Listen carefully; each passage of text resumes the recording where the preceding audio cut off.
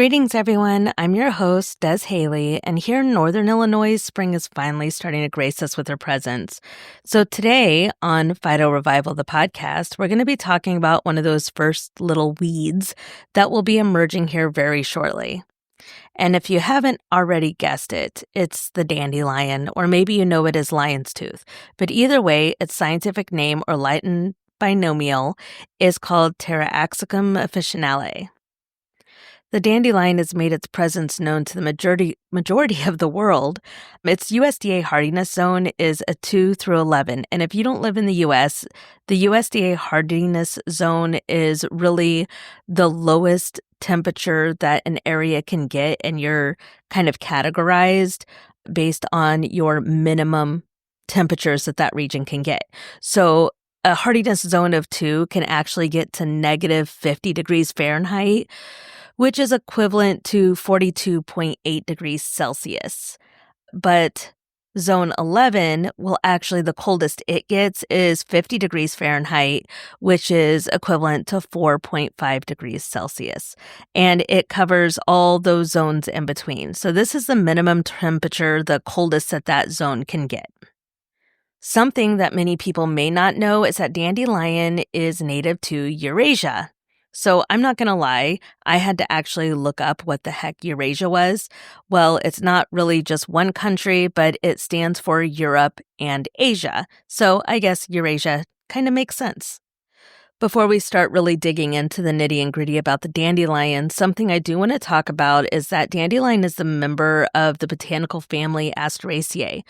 And if you're new to herbal medicine, this is something you really need to take note on.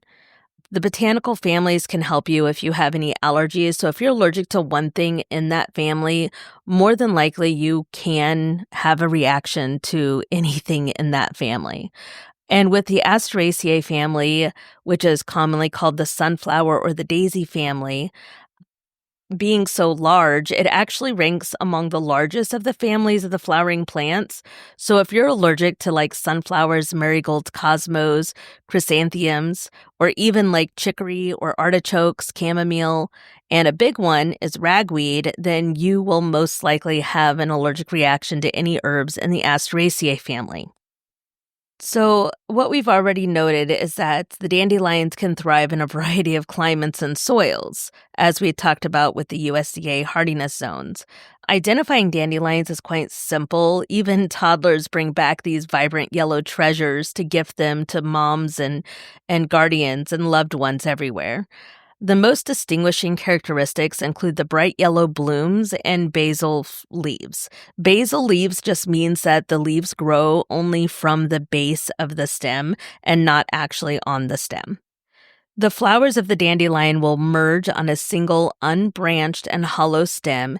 Usually multiple stems are found in the same root system. The leaves are lobed and produce a milky sap. Another thing you may notice at the dandelion is the bracts under the flower. The bracts are like the green but non-leafy part under the flower, but you will notice that when rain is imminent, they will turn upwards and close the flower inside of the bracts, which is kind of cool that the plants are so aware of their surroundings as well. And then it'll just seem like one day you walk out of the house and the flowers have grown twice as tall as they were before, and they have a fluffy white puff of ball of seeds on top. Children and some adults alike still get a sense of nostalgia and glee about plucking these puffballs by the stem, closing their eyes and making a wish while blowing the seeds away like tiny little parachutes. Not like dandelions need any help spreading their seeds, as they are considered an invasive species, which pretty much everybody already knows that. So going back to the Latin binomial, or its official name, the Taraxacum is actually derived from the Greek teros, meaning disorder, and amos, meaning remedy. So disorder, remedy. There was mention of dandelion in the early 10th century in Arabian culture for its impressive medicinal abilities. So what are these impressive abilities? Well, just hold your horses, we're getting there. But dandelions have several chemicals in it that have different actions on the body, just like all medicinal herbs. But the good news is that the majority of the chemicals are actually water soluble, so you get a good dose of the phytochemical love just out of a simple tea. Most commonly, dandelion is used internally for addressing appetite loss and indigestion.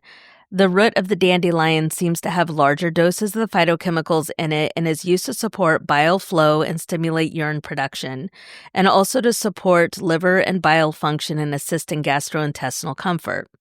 This makes dandelion root a useful metabolic tonic for the digestive system. A metabolic tonic aids the digestion and absorption of minerals that your body needs. It can also be useful in assisting and supporting urinary function, especially when mixed with other plants such as cranberry and echinacea. It is also believed that dandelion can support the secretion of insulin. This can be particularly beneficial for women dealing with conditions like polycystic ovary syndrome, PCOS, where insulin resistance is often a key issue. Dandelion is also considered a lymphatic herb. This means that it can be used topically as an oil and massaged over cystic or fibrous tissues to help bring back the vibrancy and lymph flow. One of the chemicals found in dandelion is called inulin, which is a fiber, and this has several health benefits, especially when it comes to regulating blood sugar levels. It helps slow the absorption of sugar in the bloodstream. Inulin is different from insulin. I just want to put that right there. So now that we've talked about some of the uses for dandelion, who shouldn't use dandelion? Well, if you're allergic to ragweed, chamomile, yarrow, or even iodine, maybe you should avoid it. Dandelion in the amounts of commonly food or culinary doses are considered safe. It is also important to say the obvious: do not harvest dandelions where herbicides are sprayed. When overuse is an issue with dandelion, the most common issue is really gastrointestinal comfort. Because dandelion also acts like a diuretic, it can have an impact on the kidney function. It can also interact with medications that are broken down by the liver. So to avoid any interactions, try taking dandelion extract or drinking your dandelion tea at least 2 or more hours before or after taking any medications.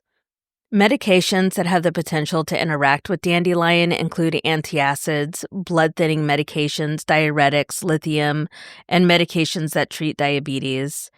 Overall, though, dandelion is generally recognized as safe by the U.S. Food and Drug Administration for most healthy adults.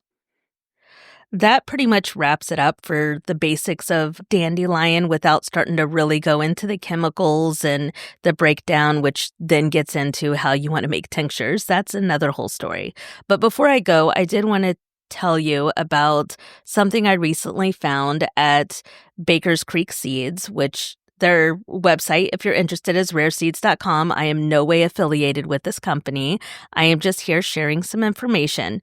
But they had a pink dandelion, and I found it intriguing. So I ordered it. I am going to be growing it this year, so I don't have my questions all answered yet. But of course, I had to do some research, so let me share that with you.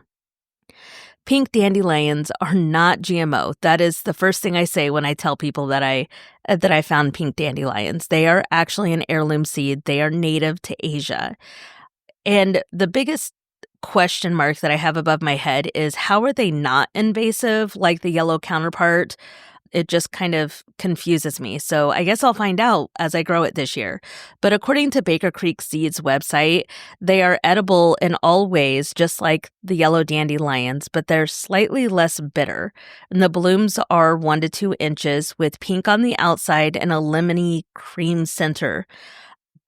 And just like the yellow dandelions, they are rich in vitamin A. Side by side, they have all the edible and medicinal benefits as the traditional yellow dandelions, but yet non-invasive, which, like I said, has me confused. So all the information I'd found is that it just rarely spreads even on its own.